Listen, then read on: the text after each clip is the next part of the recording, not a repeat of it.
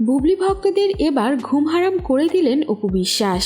Viewers, বিস্তারিত জানতে হলে পুরো ভিডিওটি না টেনে শেষ পর্যন্ত দেখতে থাকুন।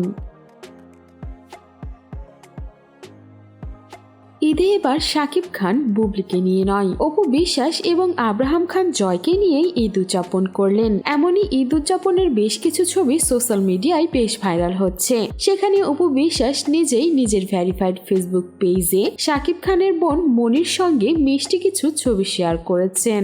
আর এরপরে দেখা যায় বাবা শাকিব খানের সঙ্গে আব্রাহাম খান জয়কেও। সেখানে সব ভাই বোনদের সঙ্গে আব্রাহাম খান জয় নিজের ঈদ উদযাপন করছেন।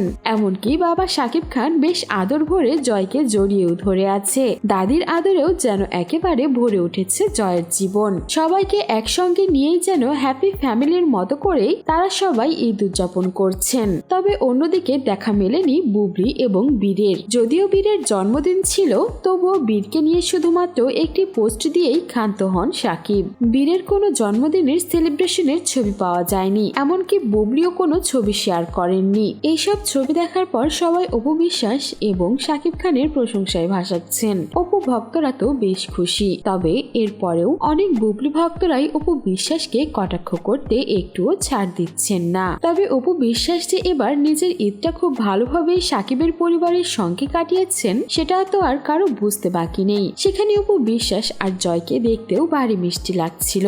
সো ভিউয়ার্স, এই ছিল আমাদের আজকের ভিডিও। আর এইবার যে অপু বিশ্বাস নিজের ননদ আর শাকিব খানের সঙ্গেই ঈদ কাটালো ছেলেকে নিয়ে, সেই বিষয়ে আপনার কোনো মন্তব্য থাকলে জানাতে পারেন আমাদের কমেন্ট বক্সে। আর বিনোদন জগতের এমনই লেটেস্ট আপডেট পেতে আমাদের চ্যানেলটিকে সাবস্ক্রাইব করে আমাদের সঙ্গেই থাকুন।